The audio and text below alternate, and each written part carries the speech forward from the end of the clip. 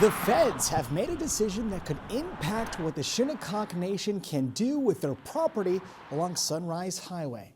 You're watching Newsday TV. Thanks for joining us. I'm Ken Booth. We'll have more on that story in a moment. But first, a Long Island native is among the 14 people killed in the New Orleans attack. Matthew Tenedorio lived in Huntington until he was 10 years old. His family moved to the New Orleans area in 2003. The 25-year-old's cousin says he had dinner with his parents on New Year's Eve and then went out to Bourbon Street with friends. The FBI now says 42-year-old Sam Sudid Bahar Jabbar, the man who drove a pickup truck into a crowd of people, acted alone.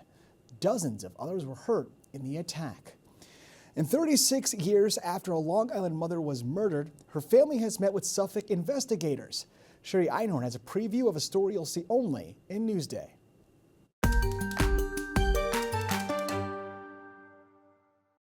I would think that a murder case would have been taken more seriously. Literally, her throat was cut. New hope for justice, decades after a mother was killed on Long Island.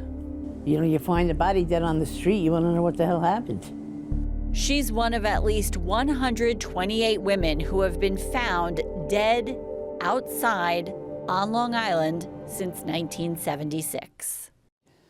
After a Newsday investigation shed light on dozens of cold cases, Teresa Cerny's family contacted the Suffolk DA's new cold case unit looking for answers. They met about her case this fall, one of at least 66 cold cases now being reviewed by investigators. To watch the full story, go to Newsday.com, click Get More below the Newsday TV video box. And the U.S. Department of the Interior handed down a decision that may help the Shinnecock Nation's case to build on land along Sunrise Highway. The ruling says the 80-acre property, which includes the electronic signs along the highway, has always been within tribal territory. In the past, state and local authorities have tried to block the tribe's billboard and gas station projects on that land. The Shinnecocks argue they are allowed to build what they want since it is their land. And Long Island's second largest nursing home has filed for bankruptcy protection. The Cold Spring Hill Center for Nursing Rehabilitation is working to pay more than $50 million in debt. The Woodbury facility could close, forcing more than 300 residents to move out if the state health department does not approve of an application for a potential buyer. And the rules are changing for when you're allowed to collect full Social Security benefits. Sherry Einhorn has the information Long Islanders need to know. It's a new year and there's a new age for collecting full Social Security benefits. It's now 66 years and 10 months. My grandmother was 65. She was just getting around the age that she'd be able to receive those benefits, and now I guess it's pushed a bit farther, which is a little stressful. Finances are kind of tight sometimes, so the added benefits would be nice to make finances less tight. Social Security was created back in 1935, and the age has increased a few times. It's expected to change again next year to 67. You need to know your numbers. Dominic DeAndrea is a financial advisor who says you should pull your own report from the socialsecurity.gov website. Then sit down with someone who can help you run the numbers and make decisions. Then I'm going to look at their retirement assets, whether they have a pension, a 401k, a 403b, IRAs, and we're going to analyze to see if that can generate enough income that they can wait till full retirement age. Now, keep in mind, you can still start getting retirement benefits at age 62, but financial experts warn you'll see about 30% less money, and that reduction will stay in place for life. It is so hard when you retire. Sandy Muller says after meeting with their financial advisor, she and her husband realized what worked for one didn't work for the other. I actually started drawing at about 62 and a half. So it worked out better. My husband decided to delay his Social Security, so he did late. Bottom line, people lead different lives and have different needs. I'm Sherry Einhorn for Newsday TV. New Jersey has filed a last-minute lawsuit to stop congestion pricing before it goes into effect. Starting Sunday, drivers will be charged $9 to drive below 60th Street in Manhattan. Newsday transportation reporter Alfonso Castillo explains. New Jersey now is trying to specifically get the court to stop congestion pricing. They're looking for an injunction, a temporary restraining order, which would actually stop it from taking effect January 5th. They're saying short of that, the damage that will be done to some communities in New Jersey from extra cars, extra pollution, could be irreversible. So this is kind of their Hail Mary pass and their last hope of stopping it before it takes effect. MTA did not respond for a comment. And Long Island's newest Congresswoman will be sworn in tomorrow. Virginia Huey spoke with Laura Gillen about what lies ahead for the Democrat.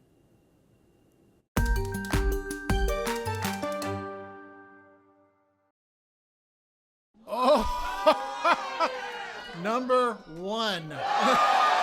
Democrat Laura Gillen kicked off her congressional career with a win, drawing the number one in an office lottery.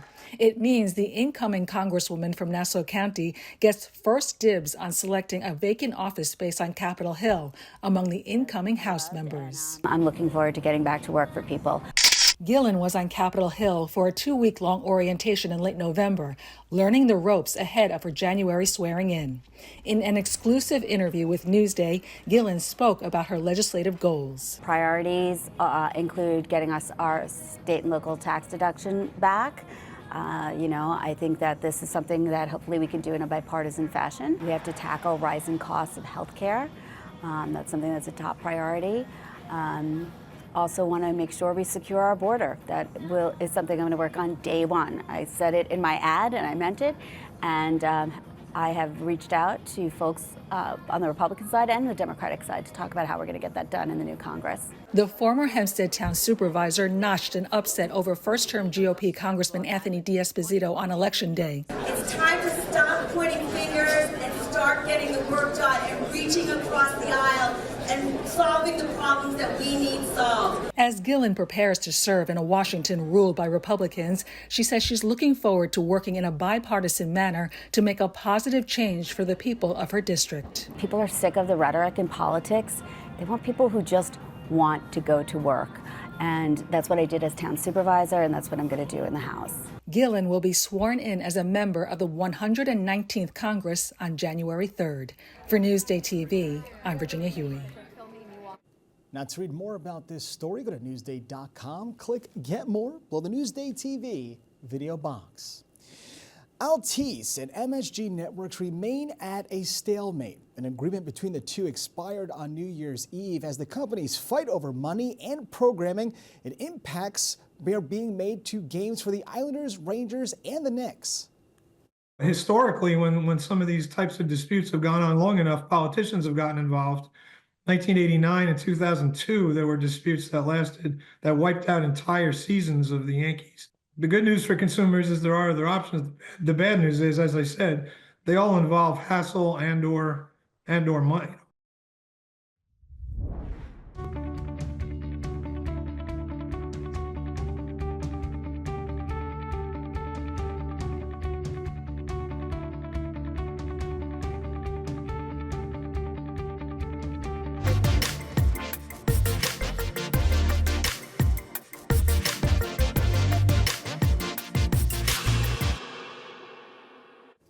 All right, here's what's up on Long Island. Why not check out the Luminosity Holiday Festival?